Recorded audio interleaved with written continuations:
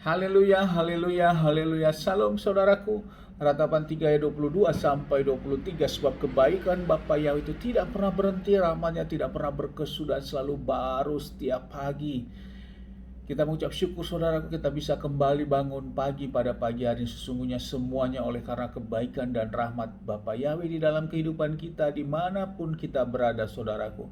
Renungan KPI Mayim Kaim pada hari Minggu tanggal 2 Mei 2021 atau pada tanggal 20 Iyar 5781 yang merupakan kelanjutan dan pembacaan renungan Torah kita diambil dari kitab Imamat 26 ayat 14 sampai 17, dan hari ini kita juga memasuki dalam penghitungan Omer yang ke-35 saudaraku. Firman Bapa Yahweh berkata demikian ayat 14, dan apabila kamu tidak mendengarkan aku dan tidak melakukan seluruh perintah itu, dan apabila kamu menolak ketetapan-ketetapanku, dan apabila hatimu membenci peraturan-peraturanku, dengan tidak melakukan seluruh perintahku tetapi mengingkari perjanjianku, aku akan melakukan hal ini kepadamu. Aku akan mendatangkan kengerian ke atasmu, penyakit ganas dan demam yang menggerogoti mata dan menyebabkan jiwa merana, dan kamu akan menabur benihmu untuk kesia-siaan, dan yang menjadi musuh-musuhmu akan melahapnya. Dan aku akan menghadapkan wajahku kepadamu, dan kamu akan dipukul oleh orang-orang yang menjadi musuhmu, dan mereka akan membencimu, akan memerintah atasmu, dan kamu akan melarikan diri tanpa seorang pun mengejar kamu. Saudaraku, ini adalah suatu hukuman bagi orang-orang yang tidak mau melakukan perintah dan ketetapan Bapa Yahweh. Bukan tidak mau saja saudaraku, diawali dari tadi dijelaskan di ayat 14, apabila kamu tidak mendengar, kemudian tidak melakukannya perintah-perintah Bapa Yahweh.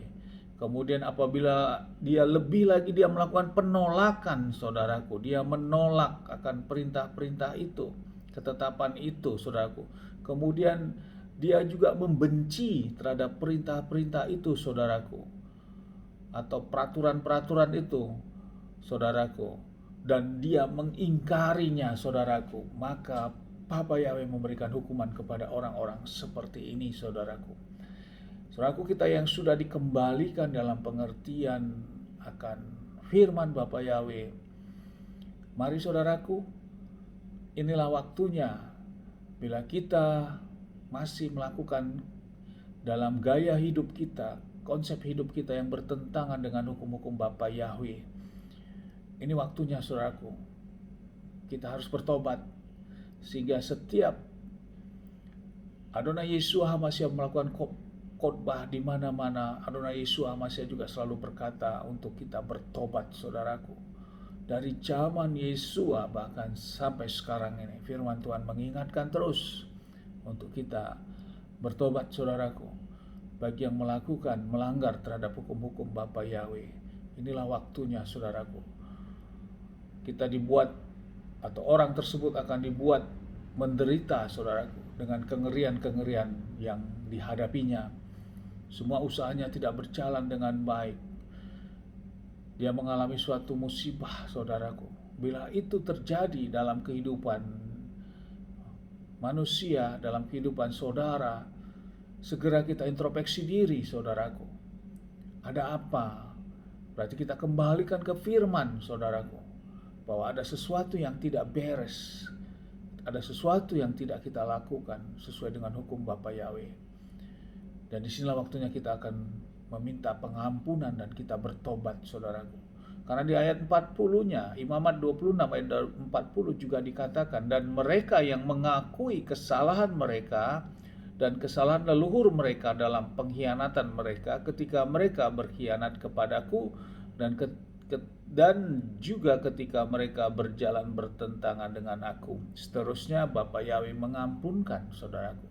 Bapa Yahweh sangat mengasihi manusia ciptaannya ini saudaraku. Mari buka hati, buka pikiran kita, untuk kita mau merubah karakter dan gaya hidup kita saudaraku.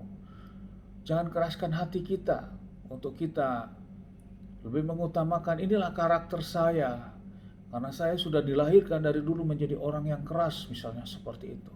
Itu kita rubah, saudaraku. Rubahlah karakter, mindset, cara berpikir kita untuk menjadi cara berpikir dan mindset sesuai dengan firman Bapa Yahweh.